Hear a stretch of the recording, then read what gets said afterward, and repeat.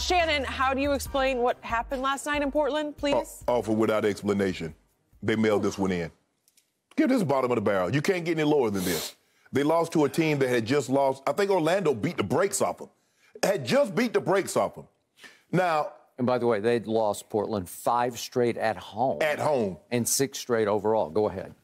You would have thought, okay, there's no Russ. We had talked about it just yesterday, Skip. Damn, Russ the only one that don't miss any games. Everybody else done miss 10 games, 5 games, DMP, coach's decision.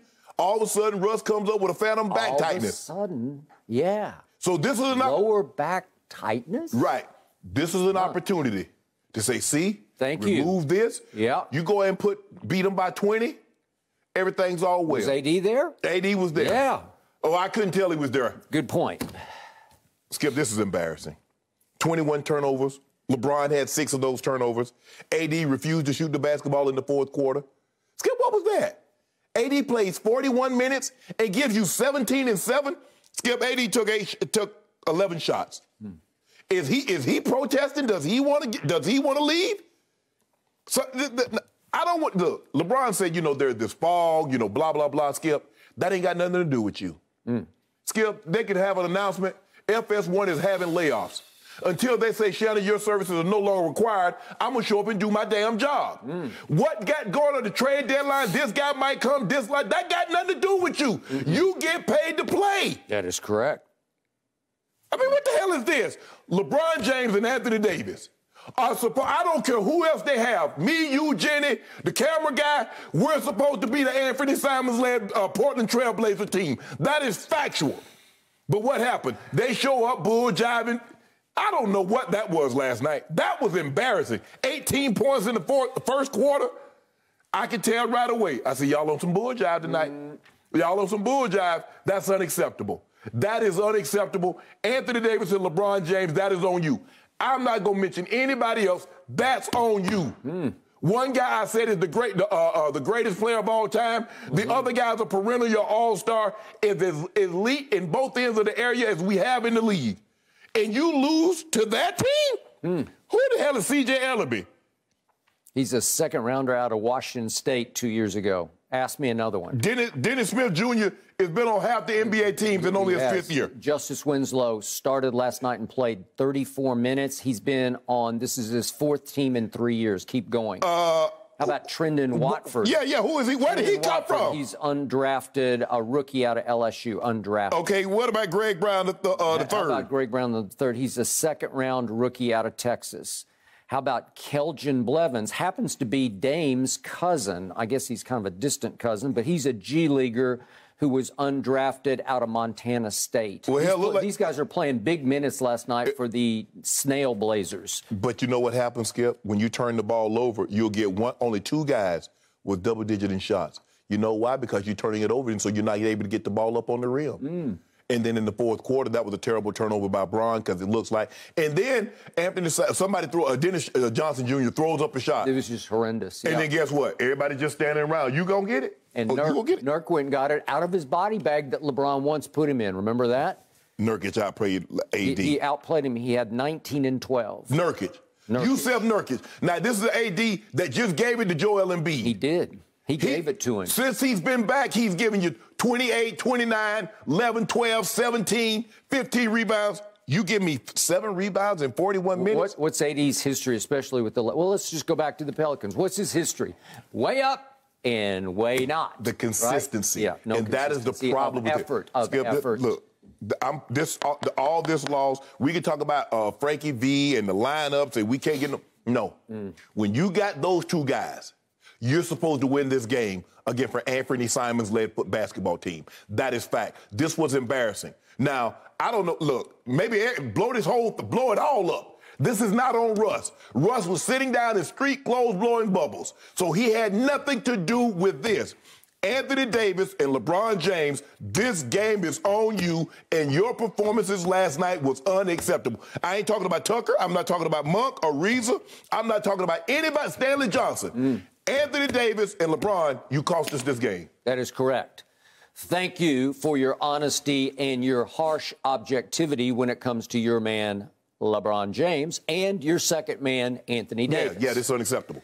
Unacceptable. And by the way, the great James Worthy, who for our younger viewers was a star among stars on the Showtime Lakers once upon a time, long ago back in the 80s and early 90s. James Worthy is now an analyst on the local Sports Spectrum LA, which carries the games here in Southern California. And as it got thrown to the studio, he immediately said, "That's the worst Laker loss I can ever remember. Ever. Yes. In all his days watching Laker games, he couldn't remember a hit bottom Laker loss worse than that one." Neither can I. And by the way, I also would like to frame this with the fact that the Lakers, the Trailblazers are in total meltdown, reload, rebuild, right? Yeah. They're just on the, obviously there's no Dame, now there's no CJ. They just gave up two of their best players to the Clippers, and in return, they wind up with Josh Hart, who did not play last night, surprisingly to me, and Eric Bledsoe, they got back, did not play last night. So you don't even have your returns on these recent trades, right? Right. And yet, here's the shocker of the night. Your Lakers come out firing from three, so you can't say they mailed it in from three because they didn't. They made 17. They made 17 of ultimately 37. That's 46%. If I told you going into this game that your Lakers, who, by the way, were anywhere from a 9 to a 9.5 point favorite at Portland because of this tear-down rebuild. Correct. 9.5 point favorite going in. If I told you you're going to make 17 threes tonight, what would you tell me? We win by 30. And shoot 55% from the field. Oh, yeah, we got this 25-point win, Skip. Really? 25-point win, yeah. And by the way, even in the fourth quarter when it tightened up, you did make 4 of 8 threes. Well, that's pretty great for a fourth quarter. That'll work usually. Unfortunately, Portland made 5 of 8. But Portland, for the game, they got, remember, they were 1 for 13 in their first 13 threes, and they wound up getting all the way to 10 of 32. But you outscored them by 21 points from the three-point line.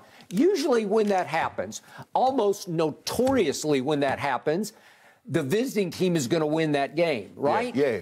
But they didn't, because everything else went wrong. Points in the paint, all the little big things, that they were all Portland all night long. 7 turnovers in the fourth quarter. 7 turnovers. It won't work. Neither will 21 turnovers for the game. And here was the shock of shocks for me.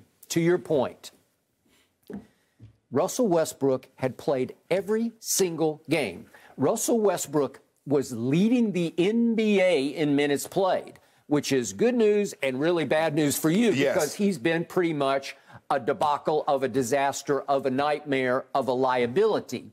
He was the one player you can't overcome, you can't win in spite of. But all of a sudden, out of the blue, to your point, they say before the game he has lower back tightness. So he played all those games. What was it, 55 games?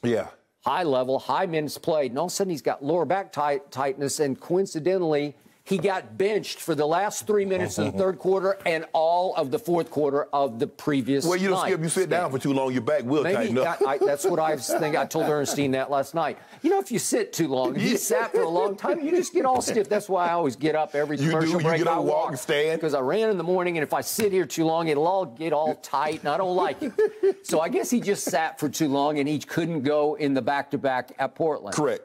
Or maybe he was protesting.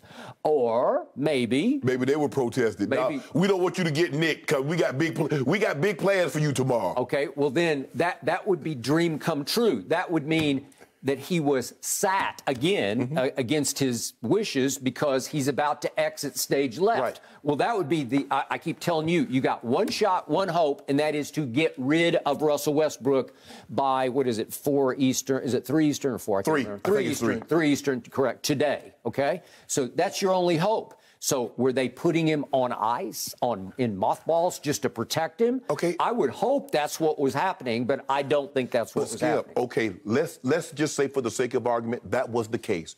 We don't want anything to happen. We're going to put him in glass because we don't want anything. We don't want a nick. We don't want a chip. We don't want anything. Explain the performance of LeBron and AD. Because it was on a silver platter against that team. Thank you.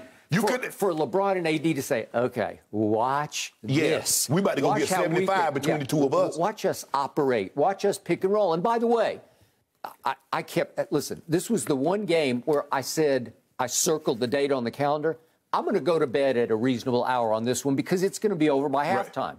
And it really wasn't over by halftime. LeBron made a lucky bounce three at the end of the first half where it bounced straight up in the air off the back iron and went straight through. And that made it a 7-point game. And I said, you know what? The Blazers ain't going anywhere. They're going to be right there. Yep. So I'm staying up, and I had to stay up for the whole game because I was in awe of the fact that even though LeBron and AD kept trying to pick and roll, nothing was clicking, nothing was happening where they could distance themselves because they don't play any defense. Not zero. But what's hard for me to fathom, what's hard to explain is I say they don't play any defense, and then I look at one number on AD's stat sheet, and it's all the way over on the right side.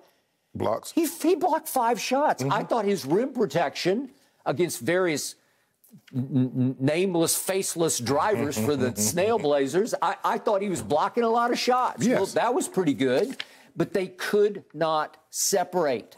They don't have enough firepower because they're aging. And I told you yesterday, this is the first time I've seen LeBron show some age where on the defensive end, he can't impact, and overall, he can't make his team that much better than the Trailblazers.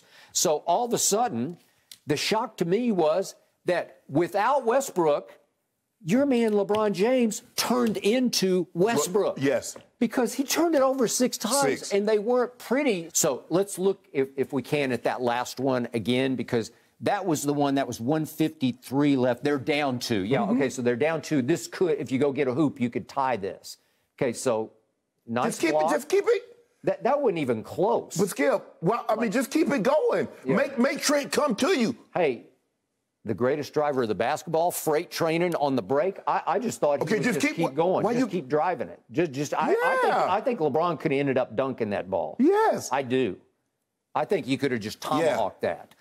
So all of a sudden he has 6, and then Malik Monk, who was up and down and did not have a hot hand last night. Usually he'll carry you with 5 or 6 threes. He was 1 of 4, but he had 5 turnovers. Yeah, LeBron had 6, Monk had 5, and Tucker had 9. Yep. So that's 15 of your 21 turnovers between 3 guys. Okay. And then LeBron, maybe just tired legs, but with 44.9 seconds left, he had a Westbrookian little bunny at the rim where he just couldn't finish it. He just, if we could see this, because, oh, we don't have that one, I'm sorry. But it's just a little it's just a little He went with his left, too. And he went with his left, he just left it a little short. Now, they go down the other end, and then the Dennis Smith horrendous play happened, and LeBron doesn't even come back to play defense because the play's going the other way. Snowbird he gets a snowbird. He gets an ultimate cherry pick at the other end. So you got back in the game. Right. And then to your point, the end happens where you get a Nurkic offensive rebound, and then you're just cooked. But nobody chases the ball. Everybody's just standing around. Yeah. And Nurkic's like, well, y'all don't want it, I'll take it. Skip, I don't want to know one thing. What happened to AD in free throws? Skip, it's Skip. He used to be deadly. Yes. He used to be 80%. He went 1 for 4. 1 for 4. That won't work. And he missed like 4 the other night. They go 6 for 13 from the free throw line. That's obviously not enough free throws. But you shoot 46% on those. You only shoot 13. You got to be 11 or 13, 12 or 13. You can't be 6 or 13 on 13 attempts. Yep. This was just bad. Skip, this is as low as you can get. I don't know. How do you go lower? How do you get lower than what they already are? So I want to know, so if the trade happened, we're going to talk about the trade, but this was your opportunity to show, you know what? If you switch things up, we can take off. I'm not saying we're going to win the West, but I'm showing you that you can get this. Russ wasn't there. This was your opportunity to show AD and LeBron, you cannot lose a game like this. Yep. There's no way. I'm trying to think of a team with 2 elite players like that, playing a team that they in full rebuild. This is a dilapidated building. This is the demolition job. Right. Remember, no Norman Powell, no Robert Covington. No Dame. No Dame. No CJ. And a bunch of guys that's just happy they just happy. Okay, I do like Anthony Simons. Yeah. They are trying to convince Dame to rebuild around Dame and Anthony. Right. And listen, in the fourth quarter, I thought he was the best player on the floor. Yeah. He was 2 for 2 from the 3, made both of his free throws. He can play. He was known as a dunker, but he's showing that he has an all-around game, Skip. He made some big threes last night. Some clutch threes. But Skip, come on now, 21 turnovers. We get it. Sometimes you're going to occasionally, you travel. Okay, I get that. No, this is just careless with the basketball. This is just trying stuff that you ain't got, good and well, that's not going to work. Okay, and I'm sorry, and I appreciate that you mentioned it. You first guessed this. I don't want to hear from LeBron after the game that we're in a fog because of the trade deadline. Everybody's in a fog. Yeah. Everybody's hearing speculation and rumors. You just have to play through that. He's been playing through that quote-unquote fog for 19 years. Guess what, Skip? You're not involved in none of the trade talks. Definitely not. Now, if Horton Tucker or Malik Monk or some of these lesser-tier guys, okay, I get them. When Brandon Ingram or Kuzma and Josh Hart and Lonzo, when they was here, okay, Skip, they're young players. They didn't really know anything about it. They had just got to the league. They had never heard anything about no trade talks. I get that. Anthony Davis and LeBron James aren't involved in no trade talks. So no. That's not the, let them. So if they go play back, if Tucker shot 1 for 12, okay, I get him. Some of these other guys, I get them. No. Not AD and LeBron. The trade talk doesn't involve you. No. And LeBron finally concludes, I'm tired as hell right now. I just want to drink some wine and get to bed. Well, it just sounds like I'm done talk. Like I'm finished for this year. Yeah. Like I'm quitting on this team. That's how it came across to me. Like I've had enough Well, of I've heard enough of the talking. Because at first, Skip, when they first talked, we got to get our lineups together. We hadn't played together. And at some point in time, you start telling a lie and you convince yourself the lie is the truth. They had convinced themselves if they played together, you just got to see it. No, I seen it. I see that this doesn't work. You got a bunch of parts that doesn't work together.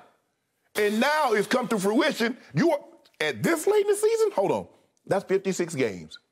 At 56 games, you know exactly what you are. And what the Lakers aren't a very good basketball team. 4 under 500. That's what you are. Shocking. Skip, this is not 16 games into the season. No. Well, let us get to the All-Star. At 56 games, whatever you are after 56 games, that's what you are. Either you are the Suns or Golden State, Memphis or Chicago or Philly, Miami. That's what they are. Those are top-tier teams. Yep. This is where you are. You're a bottom-tier team. So this threw me a huge curve in my thought process because I told you the last couple of days you have to, at any cost, get out from under Russell Westbrook at the trade deadline, even if it requires taking back John Wall, who would be way less of a problem and distraction than Russ, salary for salary. But at last report, Houston still wants that 2027 draft pick to do them a favor, to say, we'll take him off your hands. Right. We'll have him as our sideshow the rest of the year, but you're on the hook for next year at $47 million. Right. And then at some point, you're going to have a great expiring contract. Right. But the point is, now that you showed me that, what you didn't show me last night, I'm not sure that's the move. I'm not trading. That's not going to save the season. That would have, Skip, Rob Pelinka could have gone to Jenny and said, see, Jenny, we moved this. Hey, we won by 20. Without him, we good. Malik can handle the ball. Tucker can handle the ball. If LeBron, put LeBron off the ball or he needs a blow, hey, we got 2 guys that can handle that. We good. You go upstairs and say, Jenny, we still want to move forward. What? After what I saw last night, Russ wasn't there. So explain to me, you said Russ needs to be removed from the equation and things was crystallized itself. Well, he was removed from the equation and things didn't crystallize. It became more cloudy. Did it? Bottom line, final thought, you know how much I love me some Chauncey Billups. Yeah. I was so happy for him last night because I do believe he had a big hand in coaching all these no-name kids into a big win over a team that was way better and should have won by 20 or 30 points.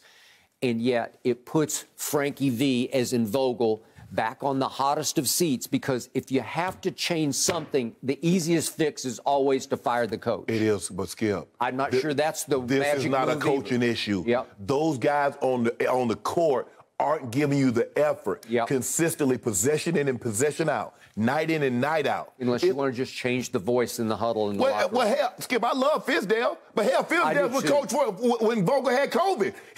How many games did they win when he was there? It's not a coach, it's the players.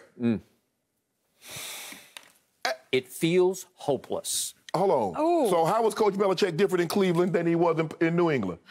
It's the players. He's the same coach. His name was Bill Belichick. Always crazy to think about what was for Belichick back then, right? Yes. We were really doubting him at that point. Okay, sorry. It is a painful situation for all of Laker Nation right now. There really is no way around it. Thank you for watching. You can subscribe here to get the latest from the show, and be sure to check out more of the best clips from Undisputed, or go watch a few other segments from our other shows on FS1.